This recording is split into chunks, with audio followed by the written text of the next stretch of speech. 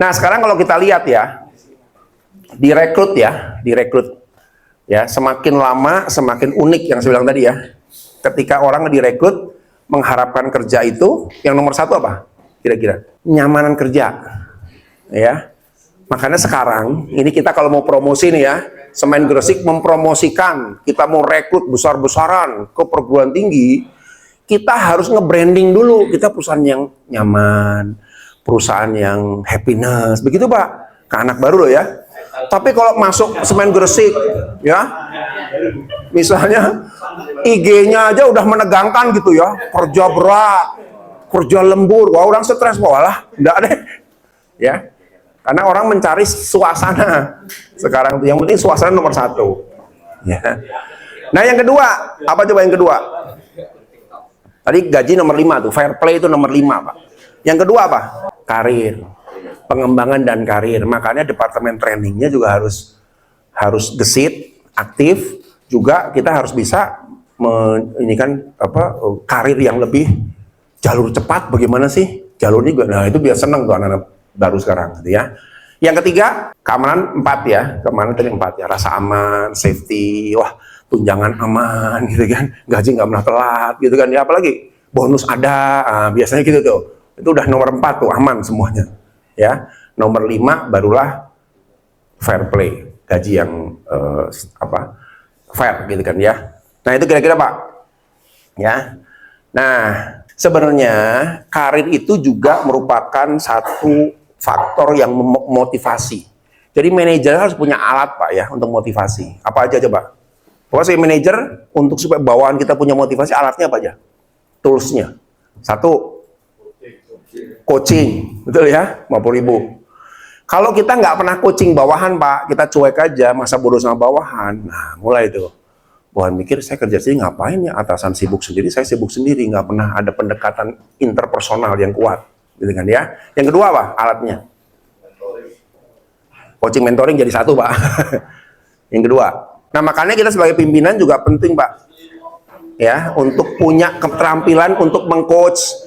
Sekarang ini konseling, karena hampir banyak ya di BUMN ini juga problem mental health itu jadi crucial problem ya. Ya saya sebutnya satu perusahaan ya, tapi saya nggak sebut nama.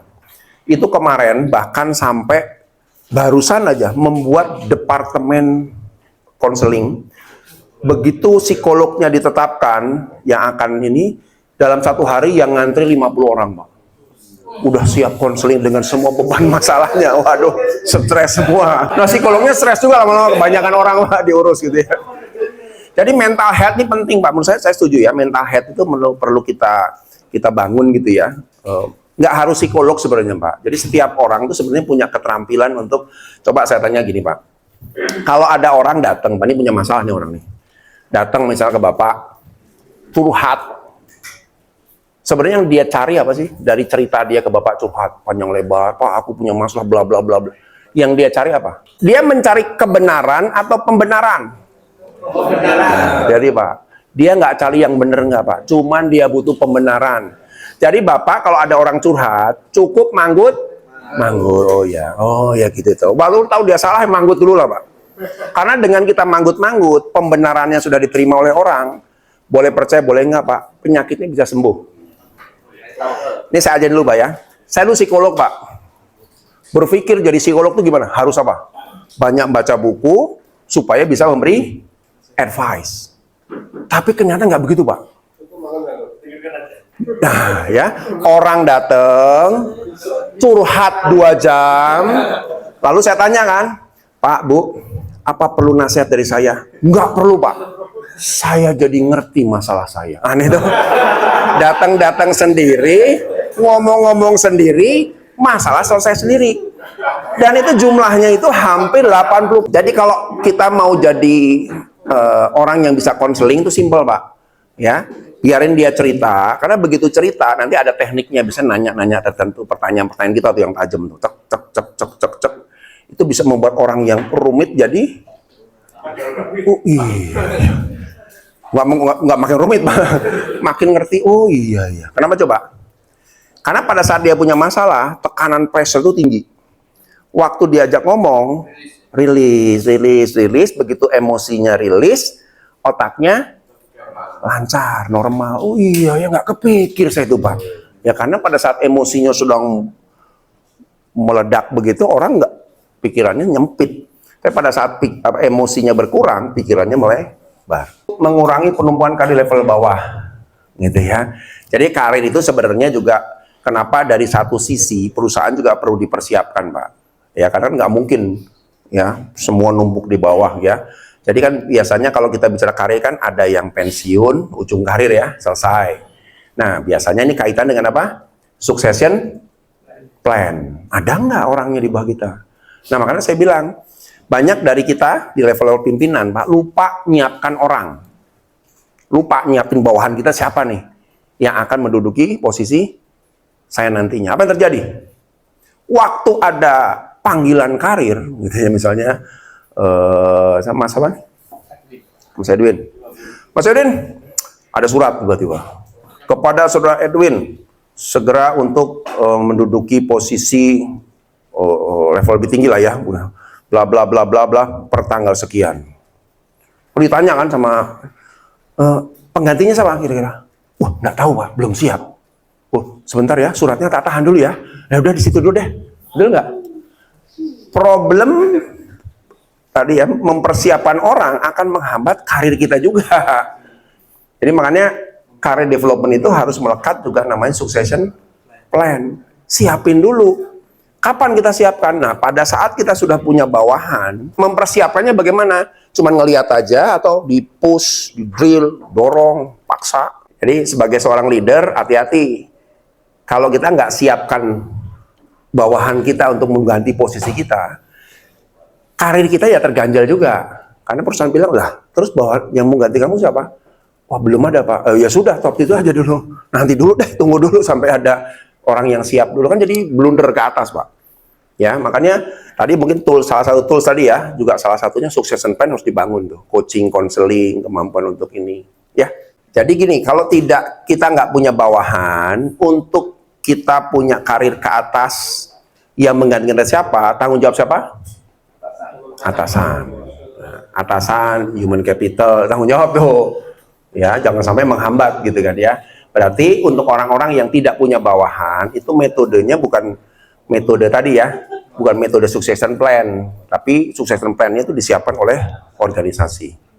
Oh dia mau pindah, siap ke sini, oke. Wah ini siapa posisinya? Oh pindah dari sini ke sini. Nah gitu kira-kira.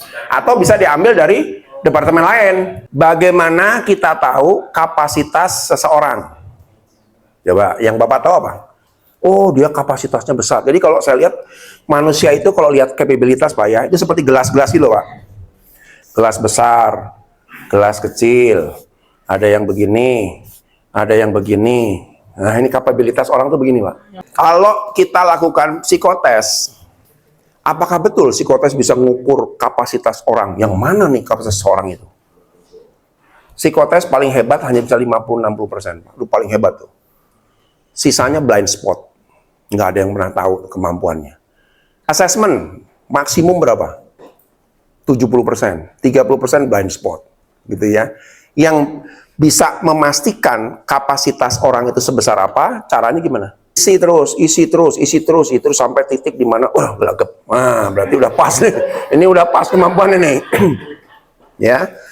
Karena banyak sekali kita itu tidak memberi capacity yang maksimal kepada bawahan kita. Akibatnya kita hanya punya bawahan yang kapasitas besar tapi isinya sedikit. Dalam konsep career development juga sama. Ya, banyak orang dengan kapasitas yang masih setengah dipaksakan. Karena apa? Karena kita sebagai pimpinan, sebagai atasan nggak pernah mengisinya secara optimal, Pak. Jadi akhirnya ya naik posisi pun dengan kemampuan yang setengah gelas gitu, setengah sepotong gitu, Pak. Nggak bisa Pak, harus Bapak isi full. Sampai ujungnya ketemu semua. Pak. Saya lebih ngelihat banyak orang berhasil, walaupun bentuknya sloki pendek gini Pak, tapi full. Dibanding segede gini, tapi di sini cuma seperempat. Ini malah nggak optimal buat organisasi. Jadi harus fully loaded. Nah, yang bisa membuat full itu pimpinannya, gitu Pak. Nanti dalam karir juga sama Pak. Bapak harus memastikan orangnya terisi penuh. Karena kapasitas nggak bisa ngelihat secara objektif gitu ya. Berapa sih kapasitasnya? Ada nggak yang Bapak pernah ngalamin ya? Bawahan dikasih kerjaan. Nggak, nerima. Ini yang terima, Pak. Dikasih coba ini, kok bisa ya? Kita juga bingung kok dia bisa, dia juga bingung. Aku kok bisa ya? Ada nggak begitu? Nggak ada? Ada kan? Kok aku bisa Pak ya? Loh, aku juga nggak tahu. Kamu kok bisa? Iya ya Pak ya. Nah, dia bersyukur nggak dapat tantangan dari kita? Harusnya senang. Oh iya ya, benar juga. Artinya kalau dia tidak mendapat tugas yang lebih, itu salahnya siapa? Tanggung jawab siapa? Atasannya. Gitu. Tidak fair kalau kita ternyata punya bawahan dengan kapasitas besar, tapi hanya gara-gara posisinya tidak bisa kemana-mana dan hanya di situ, lalu kita, ya sudahlah, kamu ya kerjanya ini aja. Kasihan buat dianya Pak, karena dia nggak bisa mengimprove kemampuan dia yang optimal. Karena saya lihat gini Pak ya, sekarang kalau kita anggap aja dulu zaman-zaman sekolah Pak ya, Bapak bersyukur nggak dulu punya guru yang galak? Ada nggak guru yang galak minta ampun Pak? Dan kita ingat dan kita yakin bahwa ini gara-gara dia nih saya bisa berhasil, itu nggak? Mereka juga banyak anak buah kita yang tidak di-push dengan keras Pak. Jadi orang biasa-biasa, karirnya juga macet di situ, ya salah kita. Ya, kalau saya lebih cenderung bahwa tugas kita itu selain mengarahkan juga memotivasi dan memaksa orang mengeluarkan kapabilitasnya. Nah, jangan salah loh Pak, bawahan kita harus kita paksa begitu sampai keluar. Sekarang berlian Pak, kalau berlian masih asli, keluar nggak ininya? Enggak, butuh digosok habis-habisan Pak. Nah, itulah porsi kita sebagai pimpinan. Karena karir ini nggak jalan kalau Bapak sendiri tidak memaksa, mendorong orang untuk keluar kekuatan extraordinary-nya. Yang ada adalah, siapa ya bawahanku kok gini-gini aja semua ya? Karena nggak dipaksa Pak. Push, isi. Wah, ini kelihatan nih aslinya nih. Wah, ini juga kelihatan nih. Ya sudah, mereka yang punya hak untuk menduduki posisi karir yang bagus. Yang lain gimana? Yang digosok-gosok nggak bisa maju kayak tadi Pak ya? Sudahlah kamu di situ aja udah. Memang dia bukan orang yang punya harapan karir ke depan. Ya, jadi karir itu bukan milik semua orang. Saya udah ngalamin di banyak perusahaan Pak. Dulu berpikir kalau perusahaan punya karir plan yang bagus, semua orang yang masuk kerja tuh akan ada orang yang safety, ada orang yang terima aja udah begitu, udah nyaman di situ. Perusahaan bisa apa? Atasan bisa apa? Ya angkat tangan. Ya sudah, kamu nyaman di situ, ya sudah selesai. Kita hanya beri kesempatan pada orang-orang yang memang punya akselerasi yang tinggi. Ya seleksi alam, ujungnya seleksi alam Pak. Ya, gitu kira-kira. Ya. Kalau kita melihat itu kan ada mengurangi penuntutan, jika memang kita memaksimalkan maupun memaksimalkan ya. Yang artian ini kalau kita sekarang memang di pengembangan karir, tapi dalam artian kita sehari-hari kita itu kan mengupayakan bagaimana kompetensi maupun kapasitas dari karyawan itu juga paling tinggi, paling optimal atau paling maksimal. Di kemudian hari itu memang sudah berbagai cara. Di swasta juga pusing Pak, karena kalau udah PHK bicara tentang pesangon, ya kan, hitungan pesangonnya gila-gilaan. Akhirnya pengusaha ya sudahlah, pokoknya ya nanti kalau misalnya ada bawahannya, Pak ini anak buah sudah bermasalah gimana Pak? Ya pokoknya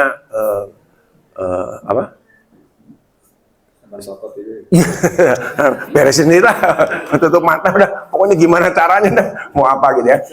Walaupun saya ngerti itu menjadi dilema ya, satu sisi aduh ini orang udah bermasalahnya super bermasalah, kita nggak bisa apa-apa, harus kita bina habis-habisan, sementara kita dikejar target gitu kan ya. Nah tapi kalau saran saya gini Pak ya, jadi kalau secara prinsip itu kan bukan sesuatu yang berarti sudah mati begitu ya.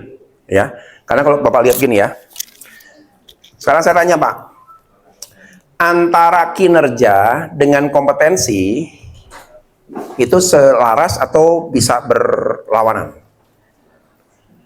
Kinerja dan potensi. Sumbu XY-nya berbeda. Ini bicara kompetensi, kemampuan ya. Ini bicara kinerja. Gitu kan ya. Ada orang yang kinerjanya bagus, waktu di asesmen kompetensi juga bagus. Nah ini yang kita anggap sebagai star. Wah ini orang kita cari nih. Kalau dapat begini Pak, ini orang yang karir betul-betul berpikirnya. Tapi ada juga orang yang kinerjanya bagus, lapangan jago Pak. Tapi begitu di assessment gimana? Jeblok. Wah, di assessment gagal. Assessmentnya gagal lagi. Tapi kerjanya bagus kok Pak. Ini biasanya orang di tipe ini. Tapi ada juga orang yang di assessmentnya bagus, tinggi nilainya. Tapi kalau lihat cek kerjanya, ya kerjanya kayak begini, banyak masalah nih. Target nggak tercapai, dan lain sebagainya. Ada di sini. Ya ini masih lumayan dah. Yang masalah tuh di sini Pak, sudah nggak kompeten, nggak ada kinerja. Betul ya? Ini yang disebut Deadwood. Nah, ini tugas berat kita nih. Gimana cara Deadwood ini di sini atau ditarik ke sini, syukur-syukur bisa ke sini. Itu challenge kita. Makanya seorang leader kan di pelatihan juga dibantu dengan gimana coaching, gimana mentoring, gimana memotivasi orang dan lain sebagainya. Ini ada pertanyaan juga kemarin menarik Pak ya. Pak, gimana ya kita menghadapi orang troublemaker? Pertanyaannya simpel. Troublemaker itu dari awalnya sudah troublemaker atau dia berproses akhirnya jadi troublemaker? Nah, ini dulu Pak. Karena saya percaya orang pertama kerja itu nggak ada yang niatnya troublemaker, nggak ada Pak. Niat kerja. Sekarang pertanyaan saya, bagaimana kok sekian tahun jadi troublemaker? Satu, frustrasi. Ya, karena biasanya orang-orang troublemaker itu disebabkan yang paling utama siapa? Oleh siapa? Atasan. Nomor 1, 50.000 nih. Atasan Pak. Atasannya nggak bimbing, atasannya nyuekin, atasan marah-marah aja gitu ya. Nggak ngarahin, nah udah. Lama-lama frustrasi. Sekian tahun jadi troublemaker. Ya kan? Yang kedua, apa? Hah? Penghasilan nomor 5 Pak. Aneh ya, penghasilan itu sebenarnya bukan menjadi masalah orang troublemaker, ternyata enggak loh. Yang kedua, bukan budaya kerja. Culture-nya dulu Pak.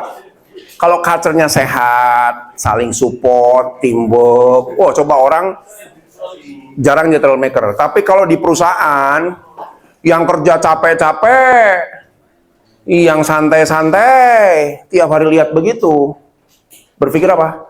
Kalau begini caranya, sebaiknya saya santai aja. Mulai bibit-bibit troublemaker nih muncul. Betul nggak?